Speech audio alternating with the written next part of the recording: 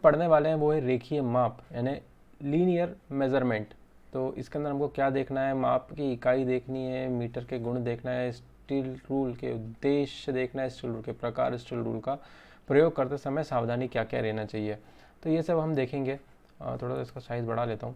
हाँ, तो अब अगर हम यहाँ बात करते हैं, जब भी हम किसी वस्तु को मापते हैं तो वास्तव में हम मापन के ज्ञात मापकों से इसकी तुलना करते हैं।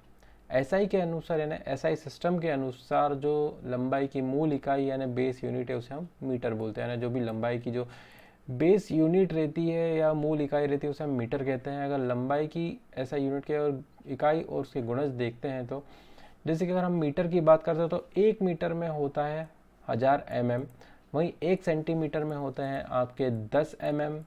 और अगर हम बात करते हैं मिलीमीटर की, तो अगर 1 मिलीमीटर की बात करते हैं तो 1 मिलीमीटर में होता है आपका 1000 माइक्रोन, और एक माइक्रोमीटर में होता है आपका 0.001 mm। तो ये चीज़ आपको याद रखनी होगी, ये चीज़ें काफ़ी पूछी जाती है एग्जाम के अंदर कि 1 मीटर में आपके कितने आपके mm होते हैं यानी मिलीमीटर होते हैं।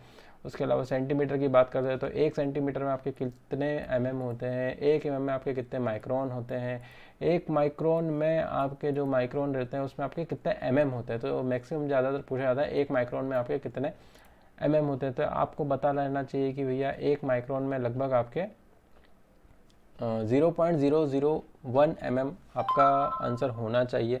उसके अलावा ये भी आ सकता है कि 1 मीटर में कितने सेंटीमीटर होते हैं, ये भी आपको पता रहना चाहिए कि 1 मीटर में आपके कितने सेंटीमीटर होते हैं, ये भी आपको पता रहना चाहिए। अगर हम बात करते हैं इंजीनियरिंग कार्यों के मापन की, तो सामान्यतः इंजीनियरिंग कार्यों में लंबाई की अधिमानित इकाई mm होती है। यानी अगर देखें, अगर ये पूरा सेंटीमीटर है और ये 7 के बाद यहाँ आता है तो हम उसे बोलते हैं 7.1। लेकिन अगर हम बात करें तो इस दोनों जो मेज़रमेंट है इसके दोनों के बीच को हम 1 mm बोलते हैं। यानी अगर मैं बात करूँगी 70 mm है 7 के ऊपर, तो इसके बाद जाएगा 71 mm। ठीक है, ये टोटल 10 लाइनें रहती है, 0 से लेकर 1 सेंटीमीटर तक के बीच में टोटल 10 लाइनें हैं।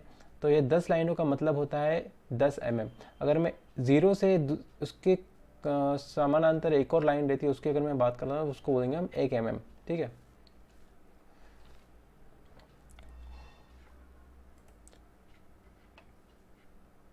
लंबाई मापन की ब्रिटिश प्रणाली। लंबाई मापन की अन्य प्रणाली ब्रिटिश प्रणाली है। इस प्रणाली में मूल इकाई यार्ड है और ग्रेट ब्रिटेन सहित अधिकांश देश पिछले कुछ वर्षों से एसआई मापों को मानने लगे हैं। यानी इंजीनियरिंग स्टील रूल का प्रयोग कार्य खंड की माप के लिए करते हैं। जैसे ये एक लीनियर है, यानी हमने एक रेखा में नापा है इसे, इसलिए हम लीनियर मोमेंटम बोलते हैं या लीनियर बोल सकते हैं उसको। स्टील रूल स्प्रिंग स्टील या स्टेनलेस स्टील की बनाई जाती है। नहीं, अगर हम स्टील रूल की बात करते हो तो किससे बनाई जाती है, तो स्प्रिंग स्टील की बनाएंगे या स्टेनलेस स्टील की बनाते हैं। ये रूल लंबाई में 150 mm, 300 mm, 500 mm और 1000 mm तक की लंबाई में पाई जाती है। स्टील रूल 0.5 mm से 1/64 इंच की सूक्ष्मता में रीडिंग ले सकता है। यानी अगर हम बात करें कि भैया आपकी जो स्टील रूल है वो किस एक्यूरेसी में नापता है, किस सूक्ष्मता में नापता है, जिसका माइक्रोमीटर हम बोलते हैं ना कि क्या उसकी लीस्ट काउंट है, लीस्ट काउंट बोल सकते हैं हम जिसे। तो जो स्टील रूल का लीस्ट काउंट होता है वो आता है आपका 0.5 mm, या इंच में अगर बात करते हैं तो 1/64 इंच की सूक्ष्मता में या लीस्ट काउंट में नाप सकता है। तो जैसे कि यहाँ लिखा हुआ है स्टील रूल आपकी स्प्रिंग स्टील से बनाई जाती है, स्टेनलेस स्टील से बनाई जाती है। ये रूल लंबाई में जो पाए जाते हैं वो आपके रहते हैं 150, 300, 500 और 1000 mm की लंबाई में पाए जाते हैं। स्टील रूल की जो है आप 0.5 mm या 1/64 इंच की सूक्ष्मता में रीडिंग ले सकते हैं। ये सब लिखा हुआ है और इसको नापने का ये तरीका है।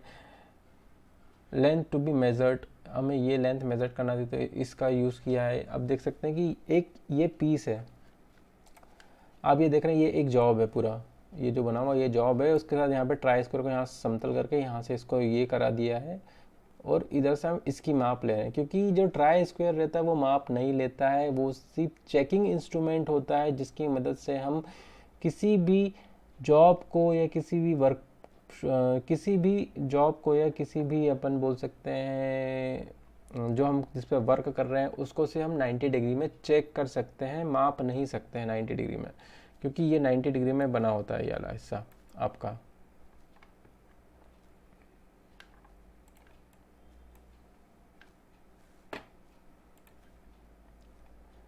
अंग्रेजी माप से स्टील रूल, मैट्रिक और ब्रिटिश ग्रेजुएशन की पूर्ण रेंज आपकी 100-200 और इतने की ही होती है। वैसे देखा जाए तो अगर हम ब्रिटिश की बात करें या मैट्रिक की बात करें तो सेम इसी सीक्वेंस में रहता है, 150, 300, 500 और 1000 mm की होती है। उसके अलावा हम बात करें स्टील रूल के प्रकार की बात करते हैं तो स्टील रूल आपका होता है, अन्य स्टील रूल जो होते हैं, एक तो नैरो स्टील रूल होता है और एक शॉर्ट स्टील रूल होता है। पूरी लचादार स्टील रूल जिसका एक सिरा टेपर होता है। तो इतने तरह के स्टील रूल आपको देखने को मिल जाते हैं। तो अगर हम नैरो स्टील रूल की बात करते हैं तो नैरो स्टील रूल थोड़ा सा छोटा होता है, यानी चौड़ाई में ये लंबाई हो गई और ये चौड़ाई हो गई। नैरो स्टील रूल आपका थोड़ा सा सकरा होगा, यानी यहाँ से आपका हाफ हो सकता है। तो उसका जो प्रयोग किया जाता है हम देखते हैं क्या है। नैरो स्टील रूल, इस प्रकार के स्टील रूल का प्रयोग की वे की गहराई, छोटे व्यास की गहराई, ब्लाइंड होल तथा अन्य जॉब जहाँ पर साधारण रूल नहीं पहुँच सकती है या करते हैं। इसकी चौड़ाई 5 mm और मोटाई 2 mm होती है। अगर हम नैरो स्टील रूल की बात करते हैं तो जो छोटी गहराई होती है, जो कीवेस हम काटते हैं तो उसका यूज़ हम वहाँ करते हैं। छोटे व्यास की गहराई को मापने के लिए करते हैं, जहाँ ब्लाइंड होल रहता है वहाँ करते हैं। जहाँ पे साधारण स्टील रूल, जो नॉर्मल स्टील रूल रहता है, जो चौड़ा रहता है आपका लगभग 2 सेंटीमीटर चौड़ा रहता है, हम वहाँ उसका नहीं यूज़ होता है तो हम इसका यूज़ कर सकते हैं। जो उसकी चौड़ाई रहती है वो 5 mm रहती है, यानी अगर मैंने बोला ही था आपको, इधर से लेकर इधर तक की आपकी चौड़ाई रहती है, इसकी ज़्यादा नहीं रहती है। और जो मोटाई है 2 mm की होती है। तो इसमें भी एक क्वेश्चन पूछा जाता है कि भैया हम स्टील, जो नैरो स्टील रूल है उसका यूज़ कहाँ करते हैं। तो अगर ये क्वेश्चन आता है कि नैरो स्टील रूल का यूज़ कहाँ करते हैं, तो की वेज में करते हैं, छोटे व्यास की गहराई को मापने के लिए करते हैं, ब्लाइंड होल को चेक करने के लिए करते हैं, यानी ब्लाइंड होल में कितने अंदर तक गया है, और वहाँ करते हैं जहाँ पे हम साधारण या नॉर्मल स्टील रूल का हम प्रयोग नहीं कर सकते हैं, वहाँ पे कर सकते हैं। अगर हम इसकी चौड़ाई की बात करते हैं तो जो चौड़ाई रहती है वो 5 mm मोटी चौड़ाई रहती है आपकी नैरो स्टील रूल की, और मोटाई जो रहती है वो रहती है आपकी 2 mm। तो याद रखने वाली बातें हैं ये। और उसके अलावा अगर हम बात करें, जैसे फिगर बना हुआ है इसमें, उसके अलावा शॉर्ट स्टील रूल, जो शॉर्ट रहता है ना, छोटा रहता है, ज़्यादा बड़ा नहीं रहता है, यह 5 छोटी रूलों का सेट होल्डर के साथ होता है, जिसका प्रयोग सीमित और हार्ड माप लेने के लिए, जहाँ पर स्टील का प्रयोग नहीं करना होता है, प्रयोग करते हैं। यह ग्रूव और छोटे शोल्डर्स की वेस को मापने के लिए करते हैं।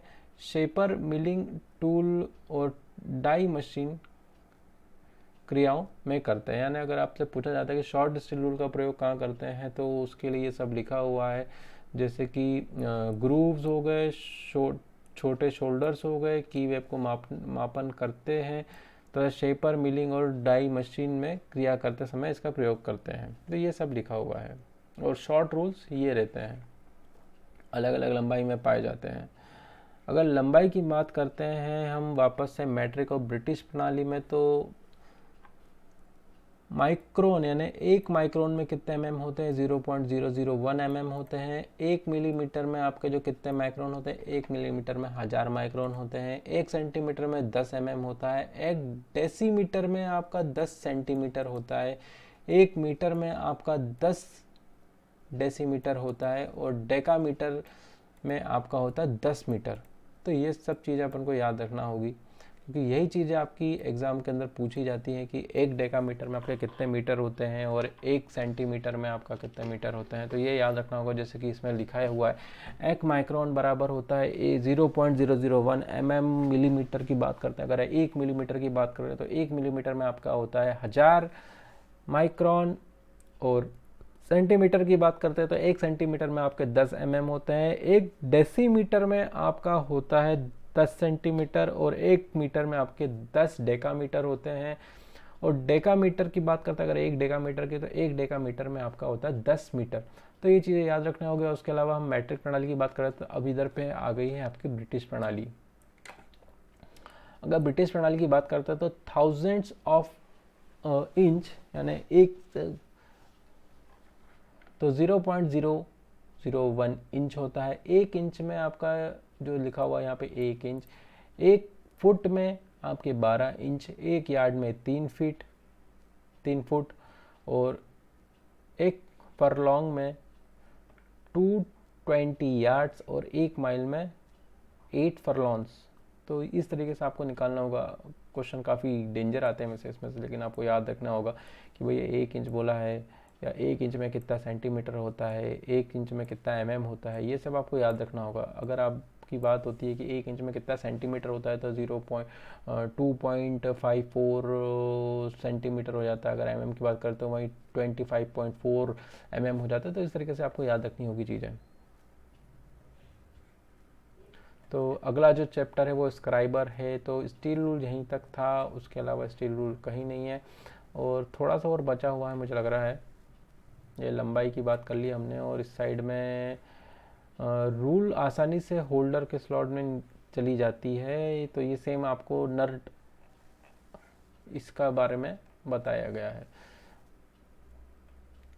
बाकी ऐसा कुछ है ही नहीं इतना इसमें देखने के लिए। और अगर हम कोणीय माप यानी एंगुलर माप की बात कर रहे हैं तो जो ऑब्जेक्ट के कोणों को कोणीय माप सामान्यतः रूप से डिग्री, मिनट और सेकंड में व्यक्त करते हैं। तो 1 डिग्री में 60 मिनट होते हैं और 1 मिनट में 60 सेकंड होते हैं। तो जो भी हम अगर एंगुलर माप लेते हैं, हम जैसे आपने 10th पढ़ी होगी या 12th पढ़ी होगी, तो उसमें हम सिर्फ डिग्री का यूज़ करते हैं। लेकिन हम अब जो टेक्निकल चीज़ें पढ़ेंगे हम उसके में डिग्री के साथ साथ हम उसके अंदर मिनट और सेकंड में भी हम एंगल को मेज़र करेंगे। ये चीज़ें होती हैं इसके अंदर। काफ़ी सारी चीज़ें हैं। मौलिक व्युत्पन्न माप की इकाई जो हमने नीचे पढ़ी है वैसे, तो ये सब है। एंगुलर माप कैसे ले सकते हैं, एंगुलर माप हम डिवाइडर से ले सकते हैं, और काफ़ी सारी चीज़ें आती हैं उससे हम ले सकते हैं। हम आगे पढ़ेंगे, काफ़ी सारी चीज़ें हैं नीचे। उसके अलावा अगर आप देख रहे हैं तो आपको ये याद रखना होगा 1 डिग्री में कितना मिनट होता है। 1 डिग्री में आपके 60 मिनट होते हैं, 1 मिनट में आपके 60 सेकंड होते हैं। ठीक है, ये मेजर चीज़ें होती हैं। बाकी इसमें हम धीरे धीरे नीचे जाते आएंगे तो और भी चीज़ें पढ़ेंगे। तो मैं मिलूंगा आपको और किसी वीडियो में। अभी के लिए इतना ही, बाय।